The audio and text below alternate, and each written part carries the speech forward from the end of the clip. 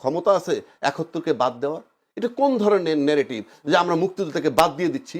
আপনি কোন ভিত্তিতে 40% যে ভোট সর্বশেষ গ্রাহ্য নির্বাচনের আওয়ামী লীগকে আপনি অনুপস্থিত ঘোষণা করে দিচ্ছেন? সেই সার্বভৌমত্ব যাতে টিকে থাকে সেই জন্য ২৪-এর আন্দোলন হয়েছে এবং তাকে তাড়াই দিয়েছে। এবং উনি যাওয়ার পর ভাবটা এরকম আমার মুক্তিযুদ্ধ চলে গেছে। তো গণতন্ত্র ও জবাবদিহিতার আকাঙ্ক্ষার জন্যই তো আমরা এই প্রশ্নগুলো করছি।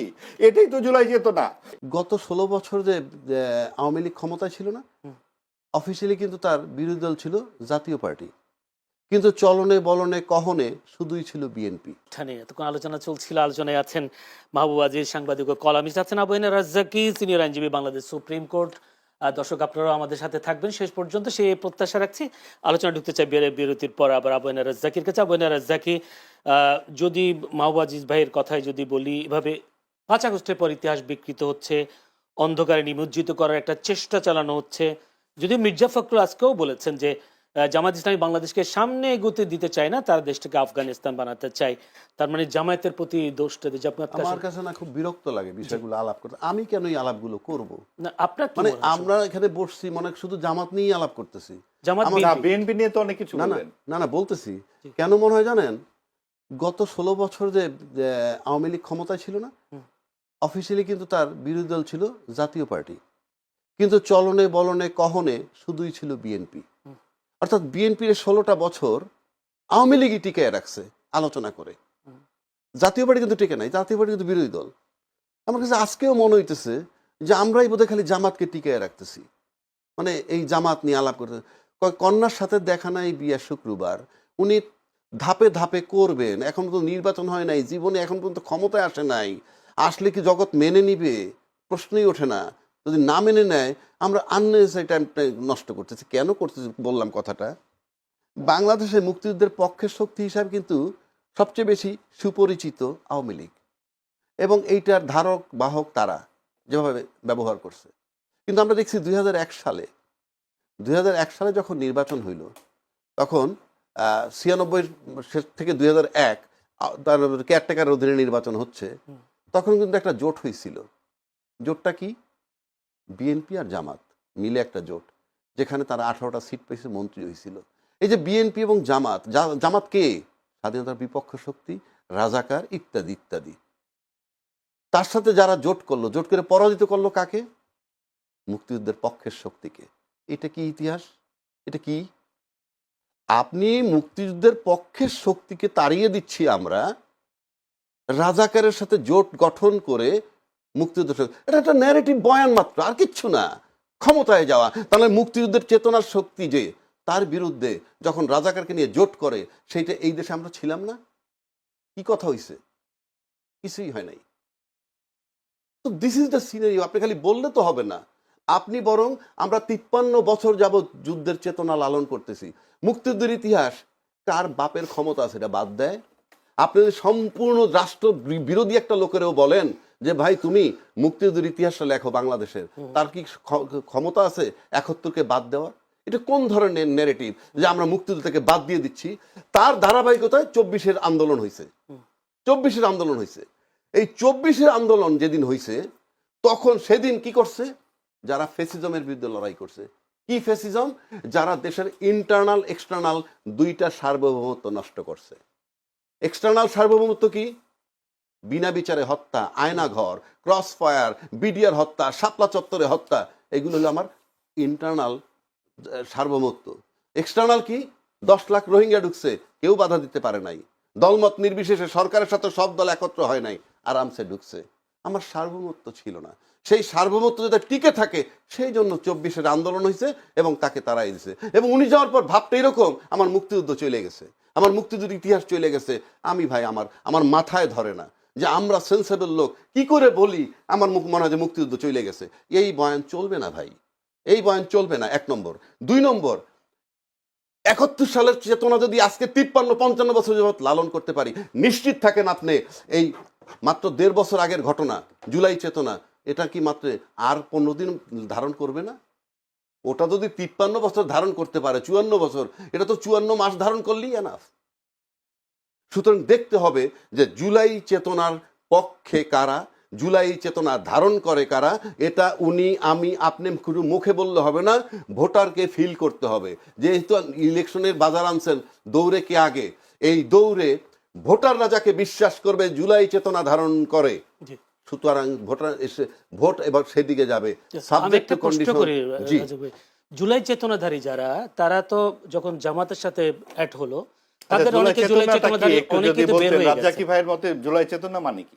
মানে জুলাই যোদ্ধা যারা বলবে, জুলাই চেতনা, বলেন। যাক মুক্তিযুদ্ধের চেতনা, আমি জুলাই হ্যাঁ। চেতনা, এরা যুক্ত যখন এটা জামাতের সাথে হয়েছে, তখন অনেকেই তাদের থেকে বের হয়ে গেছে। তারা বলছে রাজাকারের সাথে যুক্ত হওয়ার কারণে অনেকে বের হয়ে, যদি বলি নাম ধরে বলি, তাসলিম যারা, এরকম ডাক্তার আরেকজন আছেন কি যেন, অনেকে বের হয়ে গেছে।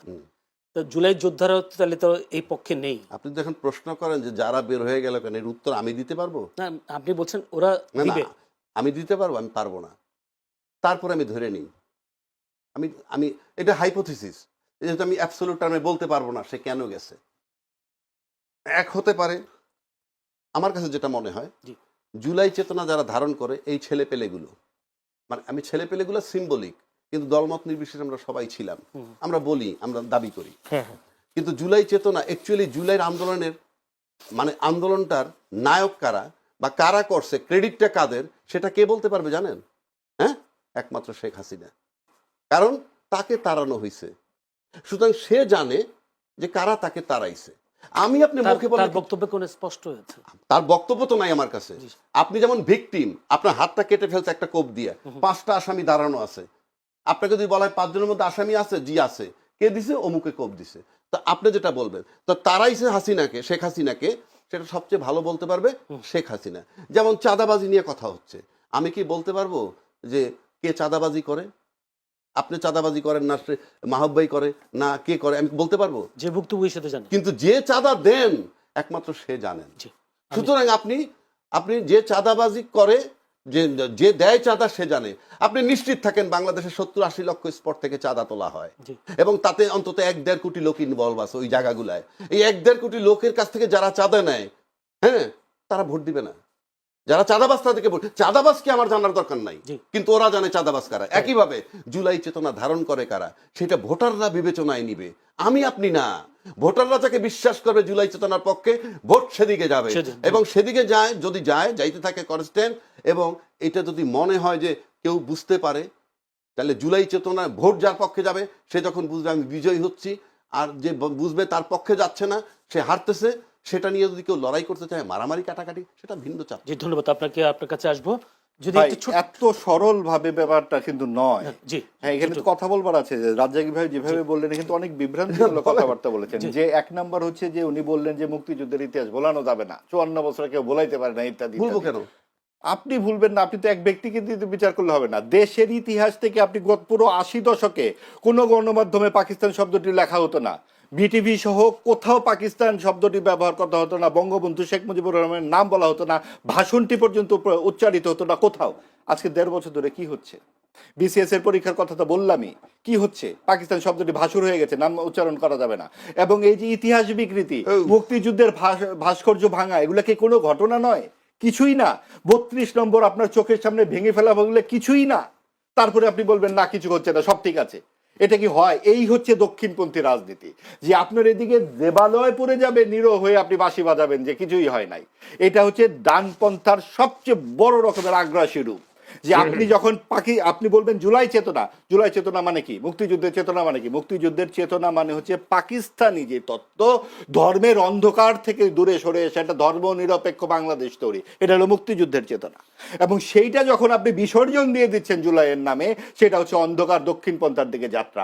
আর জুলাইয়ের চেতনা ছিল শেখ হাসিনার যে কর্তৃত্ববাদী শাসন, তার বিরুদ্ধে যে মানুষ রক্ত ঢেলে দিল, সেই মানে গণতন্ত্র এবং জবাবদিহিতার আকাঙ্ক্ষা হচ্ছে জুলাই চেতনা। তো গণতন্ত্র ও জবাবদিহিতার আকাঙ্ক্ষার জন্যই তো আমরা এই প্রশ্নগুলো করছি, এটাই তো জুলাই চেতনা। আপনি কোন ভিত্তিতে 40% যে ভোট সর্বশেষ গ্রাহ্য নির্বাচনের আওয়ামী লীগকে আপনি অনুপস্থিত ঘোষণা করে দিচ্ছেন? এটা কোন চেতনায় হচ্ছে? আপনি অন্তর্ভুক্তিমূলক নির্বাচন আওয়ামী লীগ করেনি, আওয়ামী লীগ ও সমমনরা নির্বাচন করেছে পরপর 3 বার। এবার বিএনপি আর সমমনরাই তো নির্বাচন করছে। এবং আওয়ামী লীগ ও জাতীয় পার্টি যেভাবে পুতুল বিরোধী দল বানিয়েছিল আওয়ামী লীগ, জামাত কিন্তু সেই রাস্তাও খোলা রাখার চেষ্টা করেছিল। কিন্তু যেহেতু বিএনপি অনেক বড় দল এবং তাদের আত্মবিশ্বাস এমনই যে আমাদের ভোট এত বেশি, তো জামাত যেখানে একা 18টি আসন পায়, আমরা কেন জামাতের সাথে সরকার করব। এরা যখন অগ্রাহ্য করেছে তখন কিন্তু তারা এতখানি বিরোধিতা চলে গেছে। তারা যদি বিএনপি যদি জাতীয় সরকারে রাজি হতো, এতখানি বিরোধিতা হয়তো হতো না। আমরা জানি না, আমরা বিশ্লেষক হিসেবে ভাই যেমন আরেকটি বলছি, আমরা কিভাবে বলবো, আমরা কোনো কিছুই বলতে পারি না ঠিকঠাক, কিন্তু আমরা তো বিশ্লেষণ করতে পারি, আমরা বিভিন্নভাবে জিনিসগুলো দেখতে পারি। আর রাজনীতি কিন্তু 2+2=4 নয়, 2+2 অনেক সময় অনেক ধরনের অঙ্ক হতে পারে। আজকে সামনে যা দেখছি সবই কি একেবারে সাদা চোখে দেখা যায়? আপনি যদি সিরিয়ার দিকে তাকান, Syria, Iraq, Yemen, Lebanon, Libya, Pakistan, Afghanistan, এই 7টি দেশ, তাদের ঐতিহ্য দেখুন, তাদের সংস্কৃতি দেখুন, বিভিন্ন সময়ের বিভিন্ন কার্যকলাপ দেখুন, সেগুলা এই দক্ষিণপন্থা রাজনীতির কবলে পড়বার পর কোথায় গিয়ে পরিণত হয়েছে? প্রত্যেকটা রাষ্ট্র ব্যর্থ রাষ্ট্রে পরিণত হয়েছে। আমরা যে সেই ফাঁদে পা দেব না কি করে বলতে পারি? আমি একটু প্রশ্ন করি। অবশ্যই। প্রশ্ন, এই ডানপন্থীর উত্থানকে যে কথা আপনারা বলছেন, এই উত্থানের জন্য দায়ীটাকে? দায়ী তো অনেক কিছু, এককভাবে তো একটা লোক এনে তো এখানে করছে না, এখানে অনেক কিছু দায়ী আছে। না, কেউ কেউ আওয়ামী যে লীগের বিগত দায় 17 আছে। বছরে আওয়ামী আওয়ামী লীগের 17 বছরে তিনি কওমি জননী হয়ে বসেছিলেন, তিনি সাম্প্রদায়িকতাকে উস্কে দিয়েছিলেন এবং তার ধারণা ছিল যে আমি যদি এই সাম্প্রদায়িক শক্তিকে আমার অনুকূলে রাখতে পারি তাহলে আমার ভোট করতে হবে না। আমার এই বিপুল সংখ্যক ভোট যদি আমার হাতে থাকে তাহলে আমি রাতের বেলা ভোট করতে পারবো, অথবা আমি নির্বাচন করতে পারবো, অথবা জাতীয় পার্টির মতো একটা পুতুল দল নিয়েই আমি দেশ চালাবো। সেটা তো তিনি অনেকদিন চালিয়েছিলেনই।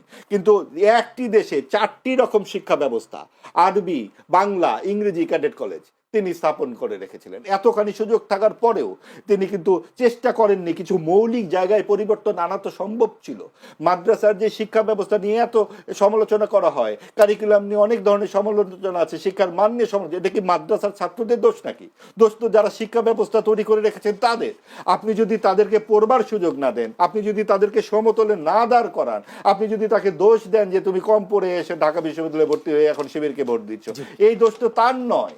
ধন্যবাদ। আমি আপনাকে ছোট্ট একটা প্রশ্ন করে চলে যাই জাকির ভাইয়ের কাছে। একটি জায়গায় বিশেষ করে যদি বলি, নবাবগঞ্জ ঢাকা 1 আসনে জন্ট্রাইল ইউনিয়নের হরিশকল গ্রামে প্রচারণার ক্যাম্পে উদ্বোধনী অনুষ্ঠান। সেখানে ইউনিয়ন বিএনপি সাধারণ সম্পাদক সেন্টু মোল্লা বলেছেন হিন্দু ভাইদের উদ্দেশ্যে যে কেন্দ্রে আপনাদের জন্য বাক্স আলাদা করা থাকবে, কে কয়টা ভোট দিলেন কে কয়টা দিলেন না সেটা টোকা দিলেই ভোট গণনার সময় বের হয়ে আসবে। বিএনপি নেতার এই বক্তব্য হিন্দু ভোটারদেরকে কোন ধরনের হুমকি? অবশ্যই। আরেকটা দেখুন যে নির্বাচন কমিশন বলে একটা যে প্রতিষ্ঠান দেশে আছে, আপনি কি এত যে আলাপ আলোচনা আমরা করছি বিভিন্ন জায়গায় সবাই করছেন, তার কোনো উপস্থিতি আমরা দেখতে পাই? হঠাৎ করে শুনি সেদিন বলছেন যে সরকার গণভোটের, সরকারি কর্মকর্তারা গণভোটের পক্ষে ভোট দিয়ে মানে প্রচারণা করতে পারবেন না। এতদিনে ঘুম ভাঙলো? সরকার তো দেশ চেয়ে ফেলেছে গণভোটে, মনে হচ্ছে যে ভোট একটি হচ্ছে, সেটা গণভোট। এই যে তারেক রহমান তো হার পক্ষে ভোট দিতে বলেছেন, সেটা তো অসুবিধা নাই। তারেক রহমান তো আপনার রাজনৈতিক নেতা। আমি কিন্তু হা ভোটের বিপক্ষে বলছি না, আমি বলছি সরকার এটা পারে কিনা। কারণ সরকারই তো ভোটের বন্দোবস্ত করছে, তো দুই পক্ষেরই তো হ্যাঁ ভোট না ভোট। আপনি তো এক পক্ষে চলে গেলেন, আপনি রেফারি, আপনি হ্যাঁ পক্ষে দিয়ে গোল দিয়ে দিচ্ছেন, তাহলে তো ভোটের দরকার পড়ে না। এটা যখন আমরা বলেছি তারা বলছে না, এটা তো আমাদের গণ অভ্যুত্থানজাত সরকারের দায়িত্ব। তাহলে গণ অভ্যুত্থানজাত সরকারের দায়িত্ব, তাহলে আপনারা নিজেরাই সবকিছু করে ফেলুন, আপনারা আদেশ নির্দেশ আর নির্বাচন কমিশন তো আর মানার দরকার নাই।